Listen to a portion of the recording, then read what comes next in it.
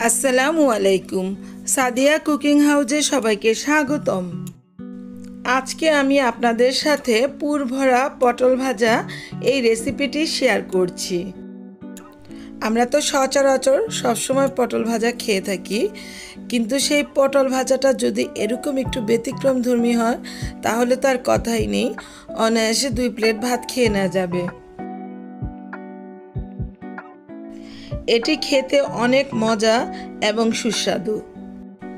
চলুন তাহলে কথা না বাড়িয়ে রেসিপিটি তৈরি করি।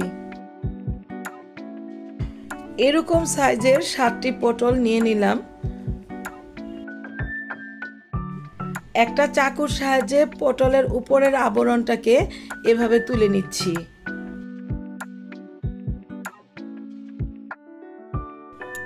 এই যে দেখুন, এভাবে পটলের উপরের আবরণটা তুলে নিলাম। এমনি করে সবগুলি পটলের আবরণ তুলে নিব। এই যে পটলের আবরণগুলো তোলা হয়ে গেল। এবার পটলগুলোর 2 মুখটা আমি কেটে নিচ্ছি।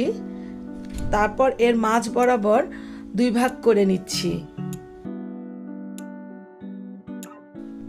এই যে এভাবে করে 2 ভাগ করে নিলাম। এখন এর মাঝখানে যে অংশটা আছে সেই অংশটা এই ছুরির সাহায্যে তুলে নিচ্ছি। খুব সুন্দরভাবে তুলে নিচ্ছি। পটলের মাঝখানের এই অংশটা কিন্তু ফেলে দিব না, এটাই আমি পুরের জন্য কাজে লাগাবো। তো এমনি করে সবগুলো পটলের মাঝখানের এই অংশটা তুলে নিব। এই যে দেখুন, সবগুলো অংশ তুলে নিয়েছি। এবার এই পটলের মাঝখানের অংশগুলোকে একটা মিক্সিং বোলে নিয়ে নিলাম। তারপর এখানে দিয়ে দিলাম স্বাদ মতো লবণ।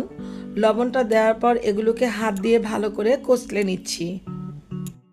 এখন এই পটলের পুরের মধ্যে আমি একটু অ্যাড করব সামান্য পরিমাণে চিকেনটাকে সিদ্ধ করে নিয়েছি লবণ একটু গোলমরিচ দিয়ে, এটাকে দিয়ে দিচ্ছি। তারপর দিয়ে দিলাম আধা কাপ পরিমাণ বেসন, যে বেসনটা হলো এটা বাইন্ডিংয়ের কাজ করবে। তারপর দিয়ে দিচ্ছি আধা চা চামচ পরিমাণ গোলমরিচের গুঁড়ো, আধা চা চামচ পরিমাণ গরম মশলার গুঁড়ো, আধা চা চামচ পরিমাণ জিরে গুঁড়ো, আধা চা চামচ পরিমাণ লাল মরিচের গুঁড়ো। আরও দিয়ে দিচ্ছি 1 চা চামচ পরিমাণ পেঁয়াজ বাটা, আধা চা চামচ আদা বাটা, আধা চা চামচের একটু কম রসুন বাটা। আপনারা ইচ্ছে করলে এখানে পেঁয়াজের কুচিটাও ব্যবহার করতে পারেন। এই সবগুলো উপকরণ দেওয়ার পর এগুলোকে ভালো করে মিশিয়ে নিচ্ছি। এগুলোকে খুব ভালোভাবে মিশিয়ে নিতে হবে।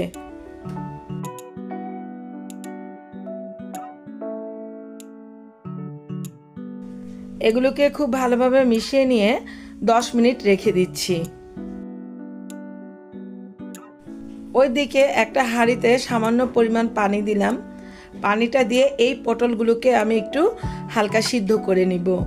তো পটলটা সিদ্ধ করার সময় এখানে দিয়ে দিলাম হাফ চা চামচ পরিমাণ হলুদের গুঁড়ো এবং সামান্য পরিমাণ লবণ। এটাকে প্রায় 4-5 মিনিটের মতো আমি একটু সিদ্ধ করে নিচ্ছি। পটলটা অত বেশি সিদ্ধ হওয়ার দরকার নেই, 4-5 মিনিটের মতো সিদ্ধ করে নিচ্ছি। তারপর এটাকে পানি ঝরিয়ে ঠান্ডা করে নিব। পটলটা ঠান্ডা হয়ে গিয়েছে। এবার এই যে হাতে নিয়ে নিলাম, একটু একটু করে পুর এর মাঝখানে দিয়ে দিচ্ছি। পটলটার এই মাঝখানের অংশটা পুরে ভরে দিলাম। এই যে এভাবে করে দিতে হবে, একটা করে দেখালাম। আমি আরেকটাও করে দেখাচ্ছি, এভাবে করে দিয়ে দিতে হবে। এমনি করে সব পটলের মধ্যে পুরগুলো ঢুকিয়ে নিব।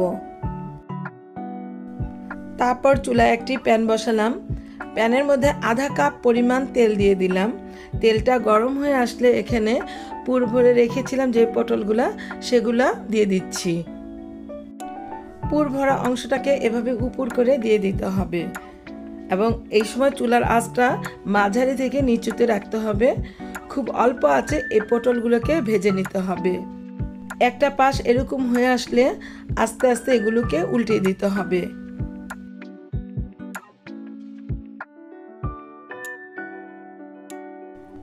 অপর পাশটা লাল হয়ে আসলে এগুলোকে আবার উল্টিয়ে দিতে হবে।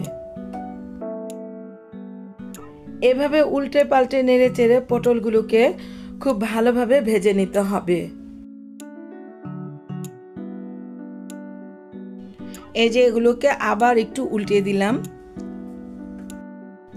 এরকমভাবে উল্টে পাল্টে নেড়ে চেড়ে ভাজার সময় খেয়াল রাখতে হবে যখন এটা গোল্ডেন ব্রাউন কালার হয়ে আসবে তখন বোঝা যাবে যে এটা হয়ে গেছে। এই যে আমার এটা হয়ে গেছে, এবার আমি চুলা থেকে নামিয়ে নিচ্ছি।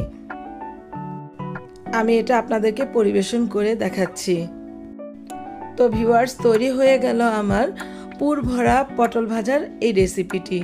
আমার এই রেসিপিটি যদি আপনাদের এতটুকু ভালো লেগে থাকে তাহলে আপনারা আমাকে লাইক, শেয়ার, কমেন্টস এবং সাবস্ক্রাইব করতে ভুলবেন না প্লিজ। আর যারা আমাকে সাবস্ক্রাইব করেছেন তাদেরকে অসংখ্য অসংখ্য ধন্যবাদ। আবার হাজির হব অন্য কোনো সময়ে অন্য কোনো রেসিপি নিয়ে। আল্লাহ হাফেজ।